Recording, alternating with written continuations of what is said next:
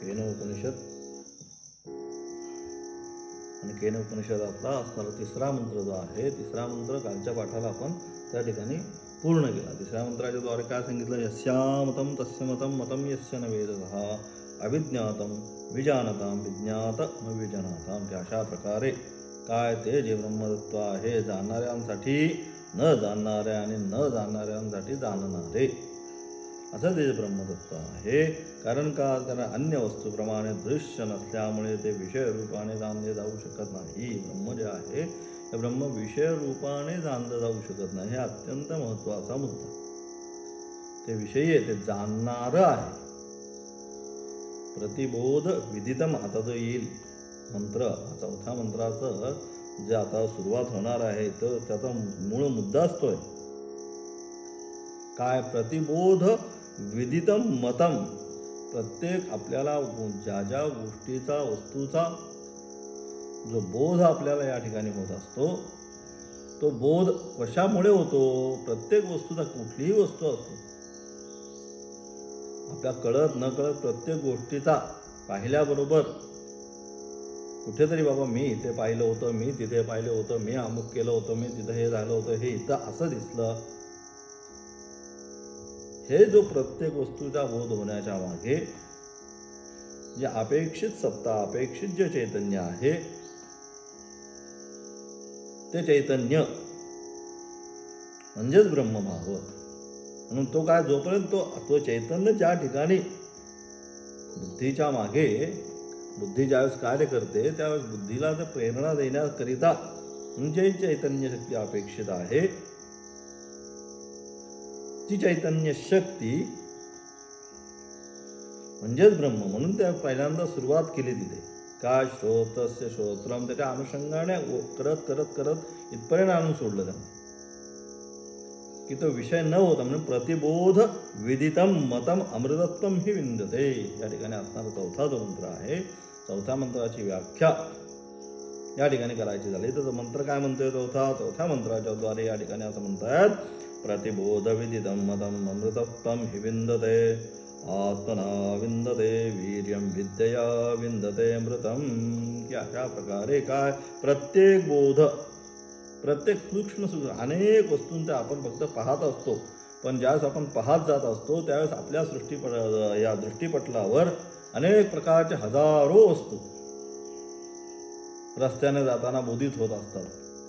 मग त्या सगळ्या गोष्टी ज्या आहे आपण ज्या ठिकाणी जाणत असतो, प्रत्येक बोध आपल्याला त्या ठिकाणी वस्तूचा होत असतो. तो बोध कोणाला होत असतो? जड वस्तूला तो बोध होत नाही. मग बोध कोणाला होतो?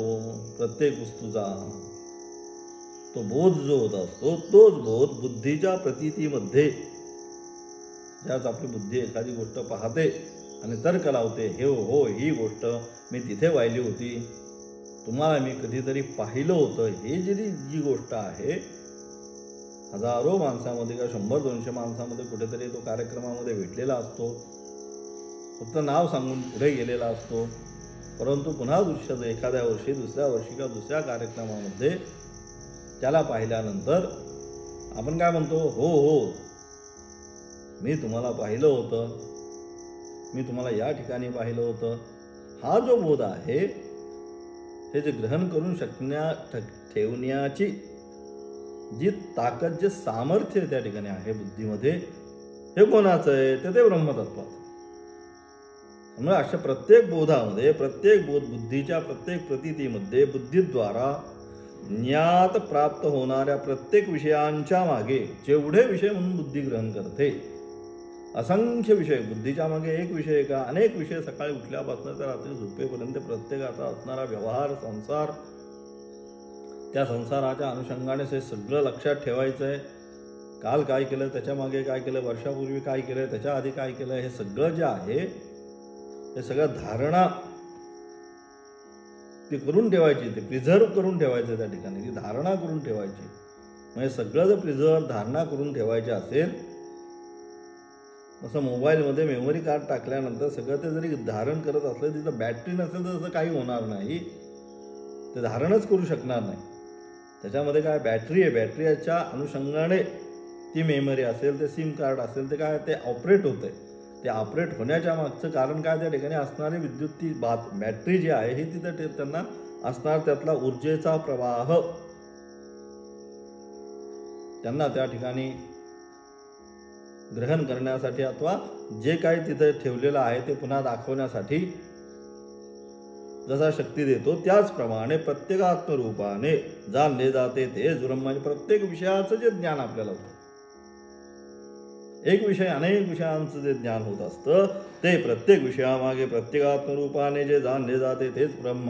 म्हणजे त्या विषयाच्या मागे ज्ञान झाल्यानंतर ते ज्ञान जे आहे ते ज्ञान स्वरूपच त्या ठिकाणी तेच ब्रह्म आहे. प्रत्येक विषयाचे ज्ञान होण्यास जी शक्ती अपेक्षित आहे, प्रत्येक जो विषय आहे त्या विषयाचं ज्ञान होण्याकरता त्या ठिकाणी ती शक्ती म्हणून ते श्रोत्रस्य श्रोत्रम मनसो मनोयत हे सांगण्याचं कारणच काय ते की प्रत्येक जो विषय आहे त्या विषयांचं ज्ञान होण्यासाठी नुसतं ज्ञान जड वस्तूमध्ये ज्ञान होत नाही. एकदा आपण गेल्यानंतर देह खाली त्या ठिकाणी पडल्यानंतर त्याला कुठल्याच प्रकारचं त्या ठिकाणी ज्ञान होत नाही. कारण का आता त्या ठिकाणी चैतन्य जो आहे त्या चैतन्याची सत्ता तिथं आता राहिलेली नाही. त्याचप्रमाणे म्हणून काय, प्रत्येक विषयाचे ज्ञान होण्यास कुठलाही विषय असो, हा फार भारी विषय म्हणून मग तो ब्रह्माद्वारे मी प्राप्त करतो, हा अतिशय हलका विषय म्हणून मी आता त्याच्यासाठी दुसरी काहीतरी शक्ती वापरतो, असं काय नाही. प्रत्येक विदित जे म्हणून विषय म्हणून जे आहे त्या सर्व विषयांचं ज्ञान होण्यास जी शक्ती अपेक्षित आहे तेच ब्रह्म आहे, हेच त्याचे ज्ञान आहे. म्हणजे त्यामागे असणारी जी शक्ती आहे, विषय नाही, विषयांची सत्ता नाही, तर त्यामागे जे विषयी जे आहे जाणणारा नेय त्या ठिकाणी असणारा तो जाणणारा जो आहे ते जाणणारं तत्व आहे, जे संवेद्य स्वरूप असणारं जे तत्व आहे की ज्याच्यामुळे हे सगळं मी पाहतो, ऐकतो, करतो, लक्षात ठेवतो, ते तत्व म्हणजे ब्रह्म आहे. आणि अशा प्रकारे कारण त्या ब्रह्मज्ञानाने असं जे ते ब्रह्म आहे ते तत्व म्हणजे ब्रह्म आहे. मग ते जाणून आम्हाला काय करायचंय? ठीक आहे, आता आम्ही सगळ्यांनी जाणलं. आता 2-3 वर्ष सगळे वेदांताचा पाठ आपण सर्वांनी केला, श्रवण मनन निध्यासना आपली झाली. आता आपल्याला लक्षात यायला लागलंय की नक्की ब्रह्म म्हणजे काय. निश्चितपणे आता त्यासाठी जेवढे आता आपण कष्ट घेतले या ठिकाणी, आणि म्हणून तुम्हाला सुद्धा आता लक्षात आलं की नक्की ब्रह्मभाव म्हणजे काय. त्या विषय ब्रह्म होऊ शकत नाही. म्हणून विदित आणि अविदितच्या परे विषय झाला तर मग ते विदित होईल. मी हे पाहिलं, तो विषय होऊ शकत नाही. म्हणजे अशा प्रकारे ते ब्रह्म असं जे ब्रह्म आहे त्या सर्वांना चेतना देणारं, ज्याच्या यस्य सानिध्य मात्रेण यस्य स्मरण मात्रेण जन्मसंसार बंधनात् विमुच्यते नमस्तस्मै विष्णवे प्रभविष्णवे सांगितलं त्या ठिकाणी की ज्या स्मरण मात्र केल्यानंतर जन्म मरण रूप जो संसार आहे तो नाश होणार आहे. आणि असं जे असणारं जे तत्व ते ब्रह्मतत्व त्याचं ज्ञान प्राप्त केल्यानंतर, आता हे सगळं आम्ही शिकलो, समजा तुम्ही आपण हे सगळं शिकतो आलो उपनिषदांपर्यंत, फार मोठा अंतर आपण सुद्धा पार केला. आता मग हे जे असं ज्ञान हे सगळं प्राप्त झाल्यानंतर काय मिळणार आहे? कारण त्या ब्रह्मज्ञानाने काय आम्हाला मिळणार आहे? तर अमृतत्वाची प्राप्ती. ब्रह्मज्ञान एकदा प्राप्त झाल्यानंतर जे अमृतत्व म्हणजे का, अमृत पिल्यानंतर काय होतं त्या ठिकाणी आहे जी कथा येते, तिथं असणारा कुठे संपूर्ण तो पर्वत आणला आणि समुद्र मंथन त्या ठिकाणी करून त्यातनं काय मग ते सगळ्याबरोबर अमृत पण आलं. मग अमृत म्हणजे काय, न मृतः जे पिल्यानंतर पुन्हा किंवा जे पिल्यानंतर आपला मृत्यू आपल्याला प्राप्त होणार नाही त्याला अमृतत्व म्हणतो. मग ते अमृतत्व जे आहे ते कशा ब्रह्मज्ञानाने अमृतत्वाची प्राप्ती म्हणजे काय, पुन्हा जन्म आणि मरणाचा जो आहे फेरा, त्या फेऱ्यामध्ये तो पुन्हा येत नाही. म्हणून अशा प्रकारे ते जे आहे कारण त्याच ब्रह्मज्ञानाने अमृतत्वाची प्राप्ती होते. दुसरं काही नान्य पंथा विद्यते अनाय सांगितलं शास्त्र. याच्या व्यतिरिक्त दुसरा कोणताच मार्ग नाही. आम्ही म्हणू ह्या मार्गाने जाऊ त्या मार्गाने, सगळे हे जे मार्ग आहे सगळे मार्ग शेवटी येऊन ब्रह्मज्ञानाची येऊन थांबतात. दुसरा कोणता मार्ग नाही. आणि म्हणून अशा प्रकारे ते जे ब्रह्मज्ञान आहे ते प्राप्त झाल्यानंतर काय होणार आहे मग साधकाला? तर साधकाला आपल्या जीवनामध्ये दुग्धम गीतामृतम महत, त्याप्रमाणे सांगितलं की गीता काय? हे दुग्ध आहे भगवंताने त्या ठिकाणी घेतलेलं. मग काय अमृत स्वरूपाचं आहे. ते पिल्यानंतर एकदा गीता गंगोदकम पित्वा सांगितलं. पुनर्जन्म न विद्यते, पुन्हा ते पण सांगितलं की आपल्या जीवनामध्ये एवढंच करायचं, बाकी काही नाही. हे जन्म आणि मरणाच्या फेऱ्यामधून आचार्यांनी सुंदर त्या ठिकाणी अतिशय व्यवस्थित सांगितलं. कुठे? भजगोविंदम भगवद्गीता किंचित धीता गंगा जललवकनिका पीता सकृदपि येन मुरारी समर्चा क्रियते तस्य यमेन न चर्चा सांगितलं की आपल्या जीवनामध्ये हे सगळी जे आहे कर्तव्य कर्म आहे आपण साधकाने केलंच पाहिजे. काय केलं पाहिजे? भगवद्गीता किंचित धीता, जीवनामध्ये आपल्या गीतेचं जे आहे ते अध्ययन थोडं का व्हायला, एखादा अध्याय जरी केला, एखादा श्लोक, एक एक अक्षरम पुंसा महापातक नाशनम सांगितलं त्या ठिकाणी स्तुतीमध्ये, की त्याचं असणारं एक एक अक्षर गीतेचं काय होतंय? महापातक नाशनम सांगितलं. केलेलं महान जरी पातक असलं तर त्या सर्व पातकाचा नाश करणार आहे. मग अशी असणारी भगवद्गीता, तिचं अध्ययन आता तिथं आपलं झालं. किंचित धीता गंगा जललव कनिका, केवळ त्याचं असणारं पान जरी केलं. मग आपण प्रत्येकाच्या पाहिलं आपल्या घरामध्ये पूर्वपार आता आहे, म्हणजे अजून परंपरा, ती काय हरकत नाही, चांगली गोष्ट आहे की कुठे आपण त्यात ते गेलो. आता सगळे गेले कुंभमेळ्याला, तिकडून त्या गंगाजल घेऊन आले, सगळ्यांनी गंगा पूजन केलं, हे केलं. काय ते पान, त्या गंगाजलाचं असणारं पान दररोज मग आपण काय करतो, ते ठेवतो एखाद्या बाटलीमध्ये आणि दररोज पूजेचं जे आपलं पाणी असतं त्याच्यामध्ये एक बिंदू, एक थेंब तो टाकतो. म्हणजे काय होतं, ते संपूर्ण जे जल आहे ते संपूर्ण जल हे गंगाजल होतं. आणि त्या गंगाजलाने शिवाला आपण अभिषेक करतो, किंवा जो असेल विष्णू असेल त्याला, सगळ्यांना, शिवा असेल विष्णू असेल सगळ्यांना गंगाप्रिय म्हणून गंगेत यो ब्रूयात सांगितलं. योजनानाम शतैरपी, हजारो किलोमीटर जरी त्याच्यापासून आम्ही दूर असलो तरी आमच्या मुखाने केवळ आम्ही गंगा गंगा एवढं जरी म्हटलो, मुच्यते सर्व पापेभ्यो, त्याच्या सगळी जी काय त्यांनी पाप केलेली आहेत त्या पापापासून काय होतं, मुच्यते म्हणजे त्याची सुटका होते. आणि पुढे काय होतं, विष्णू लोकम सगच्छती, तो कुठे जातो, ते विष्णूचं असणारा परमधाम जे आहे, ते विष्णूचं असणारं परमलोक जे आहे त्या धामाला तो जातो. कशाने? फक्त म्हटल्याने. गंगा गंगा इति यो ब्रूया योजनानाम शतैरपि मुच्यते सर्व पापेभ्यो विष्णुलोकम स गच्छति सांगितलं. म्हणून अशा प्रकारे गीता असेल, गंगा असेल, नंतर सकृदपि येन मुरारी समर्चा, की आपल्या जीवनामध्ये परमेश्वराचं असणारं पूजन प्रतिदिन, काहीतरी सकाळी उठल्यानंतर, स्नान वगैरे झाल्यानंतर, गंधधारण आदी सगळं केल्यानंतर परमेश्वराचं दर्शन, परमेश्वराचं पूजन, जो काही ग्रंथ असेल आपण त्या सद्ग्रंथाचं काहीतरी 5 ओव्यातला ब्रह्मयज्ञ म्हणतो. जे पंचयज्ञ आपल्याकडे सांगितले, पंचयज्ञ, ब्रह्मयज्ञ, देवयज्ञ, भूतयज्ञ, अतिथियज्ञ, अशा प्रकारचे ज्या ठिकाणी ते पंचयज्ञ सांगितले त्याच्यामध्ये मुख्य ब्रह्मयज्ञ सांगितले. ब्रह्मयज्ञ काय? ब्रह्मयज्ञ म्हणजे अशा प्रकारे असणारे जे सद्ग्रंथ आहेत, शास्त्राचं अध्ययन आणि अध्यापनाची असणारी परंपरा चालवणं म्हणजे ब्रह्मयज्ञ. त्यानंतर देवयज्ञ सांगितलं, मग पितृयज्ञ सांगितलं, मग भूतयज्ञ सांगितलं, आणि मग अतिथियज्ञ सांगितला. हे 5 प्रकारचे यज्ञ प्रतिदिन करायचे आपल्याला. मग अशा प्रकारे म्हणून तिथं सांगितलं काय, की हा जो ब्रह्मयज्ञ आहे म्हणजे अध्ययन आणि अध्यापन आपल्या जीवनामध्ये करणंच आहे. प्रतिदिन स्वाध्याय प्रवचनाभ्याम न प्रमदितव्यम सांगितलं. काहीतरी उपनिषदांनी सांगितलं की स्वाध्याय आणि प्रवचन हे जे आहे याच्यामध्ये न प्रमदितव्यम, याच्यामध्ये प्रमाद होता कामा नये. म्हणून हे सगळं काय आहे पूजनच आहे एक प्रकारचं.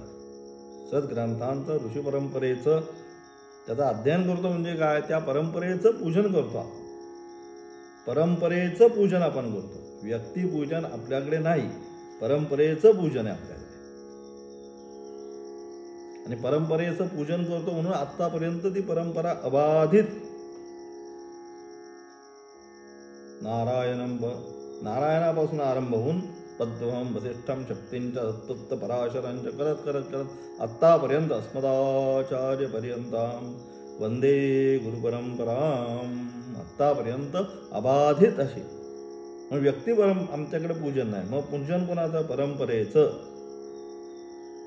म्हणजे मग परंपरेचं पूजन म्हणजे का, त्यांनी जे घेतलं आहे तसंच देणं म्हणजे परंपरेचं पूजन. मग तोच ब्रह्मयज्ञ प्रतिदिन काही ना काहीतरी त्या ठिकाणी करत जावं, वाचन करत जावं, श्रवण करत, म्हणजे तीच परमेश्वराची पूजा आहे. सगृदपियेन मुरारी समर्चा क्रियते तस्य यमेन न चर्चा. सांगितलं अशा प्रकारे जो आपल्या जीवनामध्ये सगळी व्रतं ही सगळी इतर जशी व्रतं आहेत त्याप्रमाणे जसं पैसा कमवणं हे पण आहे, त्या पैसा कमावण्याबरोबर हे सुद्धा आहे. म्हणजे अशा प्रकारे मग काय हे सगळं केल्यानंतर काय होतं, ह्यांनी काय होणार आहे, त्या सर्वाच्या द्वारे ही सगळ्या व्रताचे यज्ञो दानम तपश्चैव पावनानी मनीषिणाम सांगितलं. यज्ञ दान तप याचा त्याग नाही सांगितलं, ते आपल्याला पुन्हा पुन्हा पावन करणारे, पवित्र करणारे, म्हणून हे सगळं करायचं आहे आपल्याला.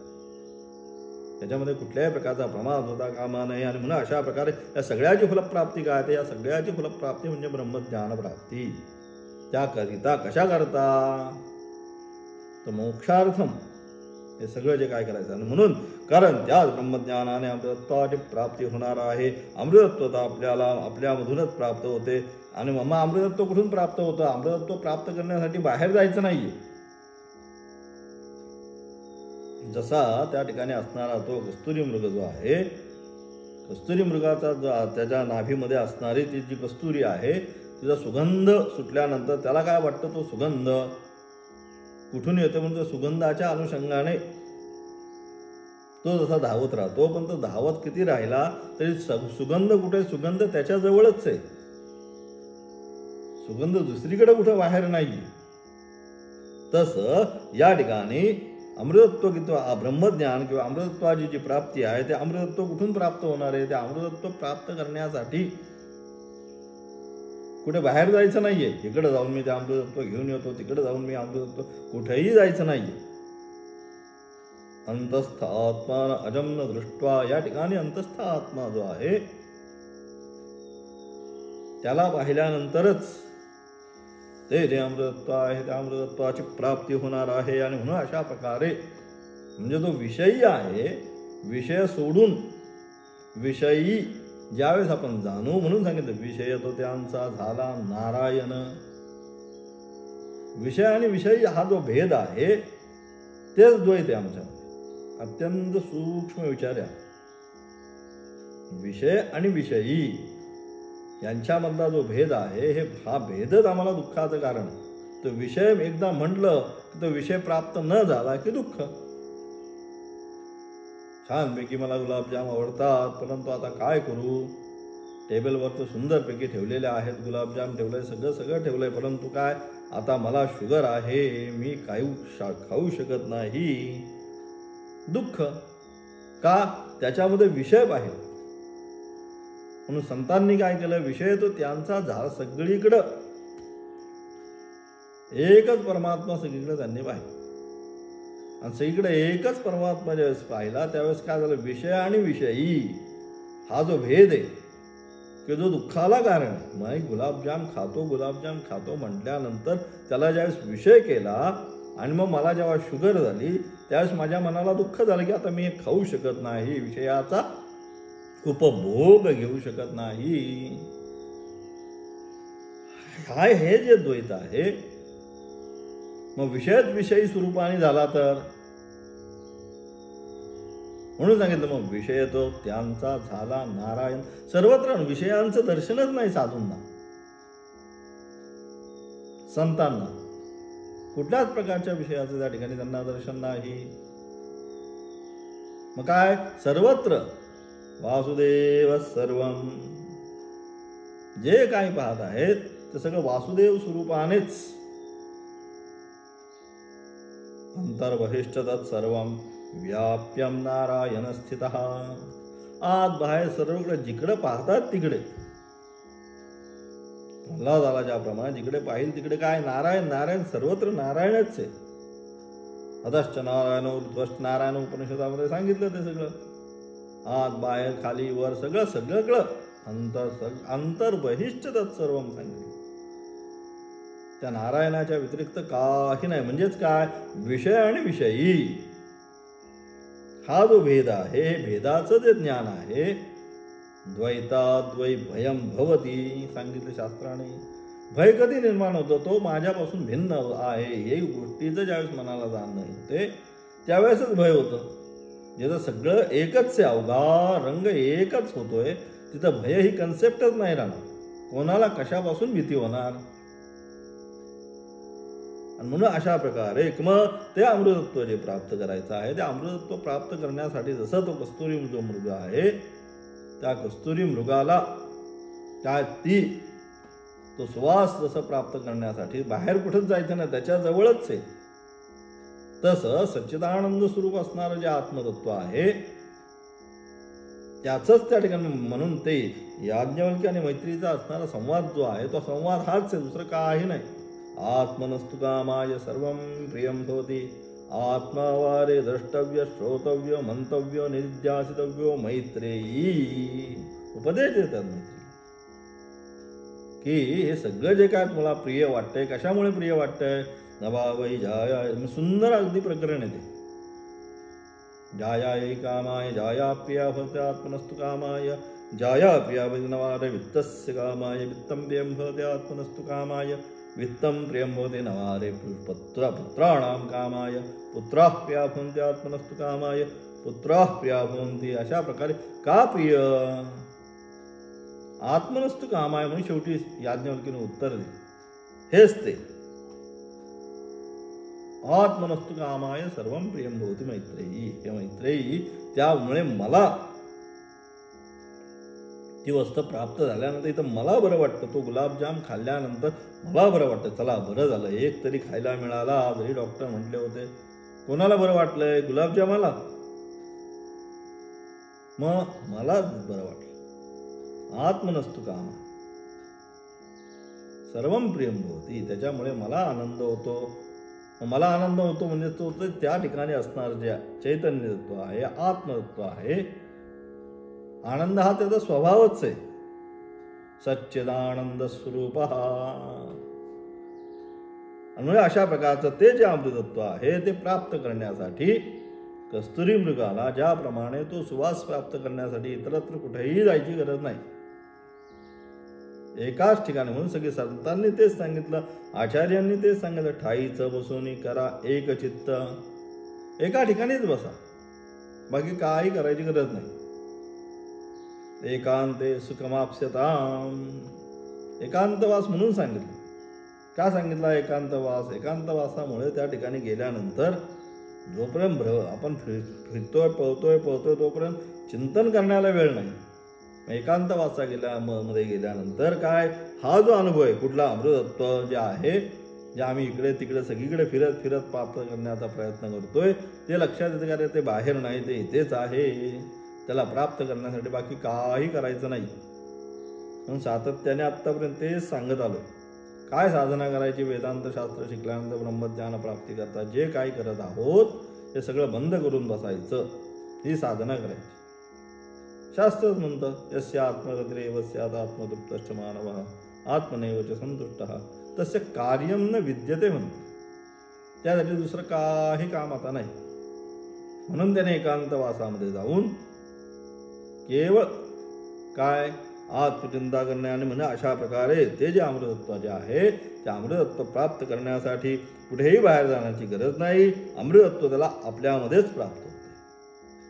आणि म्हणून मग विद्या काय करते, मग म्हणून अशा आपल्या आत्मना विंदते विधियम विद्यया विंदते अमृतम. विद्यामुळे काय होतं, अमृतत्व जे आहे. विद्या काय करते, ते विद्या आपल्यामधलं अज्ञान स्वरूप जो अंधकार आहे तत्व तिथेच ते कुठेही गेलं नाही. त्याच्यावर आलेला अंधकार जो आहे, सूर्यावर आलेलं ढगाचं आच्छादन दूर झाल्यानंतर सूर्य ज्याप्रमाणे आहे तेथेच आहे, सूर्य कुठेही गेला नाही. त्याप्रमाणे या ठिकाणी सुद्धा विद्या काय करते, ते असणारं अज्ञानाचं आवरण जे आहे, अज्ञानेन आवृतम ज्ञानम सांगितलं. ते नमुह्यन्ति जंतवः. का भ्रमित होतोय, तर भ्रमित होण्याला कारण अज्ञानच. आणि तेच त्या ठिकाणी सांगितलं, गीतेचा जो अध्याय पहिल्या अध्यायाचं स्वरूपच तिथनं निर्माण केलं की अर्जुनाला काय तो भ्रमच निर्माण झाला. कशाने, अज्ञानाने. मी माझे पाहिलं म्हणतोय का, यावदे तान निरीक्षेहम योद्धुकामान अवस्थितान म्हणतोय भगवंतांना की बघतो आता मी कोणाकोणाबरोबर मला या ठिकाणी युद्ध करून घ्यायचंय.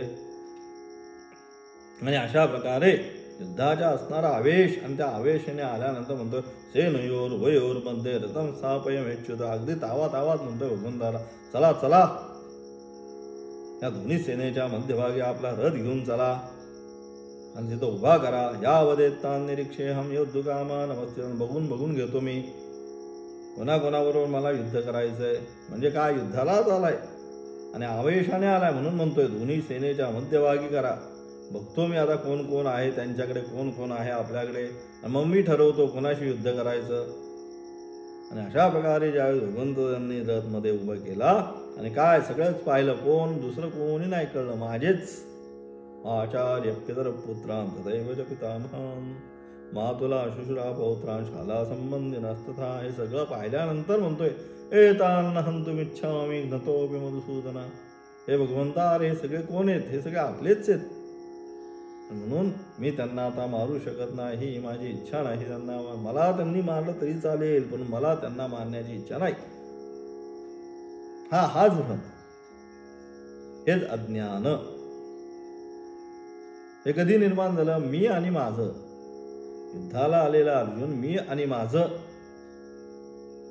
हा भ्रम ज्यावेळेस निर्माण झाला त्यावेळेस काय झालं, सीदन देवमगात्राणी मुखंच परिविष्ट. तिथंच होतं ज्या ठिकाणी आपण आपलं मानतो त्या ठिकाणी त्या सगळ्या गोष्टी निर्माण होतात. मग काय, मनुष्य कर्तव्य कर्म सोडून रथोपस्थ उपाविशत. आपलं जे करायचंय ते सोडून मनुष्य आहे त्या ठिकाणी शांत बसून राहतो. अशा प्रकारे जो आहे त्याला भगवंत उपदेश करतात, म्हणून तेच गीता. आणि म्हणून अशा प्रकारे मग काय करतं, मग गीता असेल, उपनिषद असतील, ब्रह्मसूत्र असेल, गुरूंचं असणारं शास्त्र गुरुवाक्य असतील, ही काय करतात, आपल्यावर आलेलं अज्ञानाचं फक्त आवरण दूर कर. कारण प्रतिबोध विदितमय तो तिथंच आहे. फक्त काय करायचंय, त्याला जाणायचंय.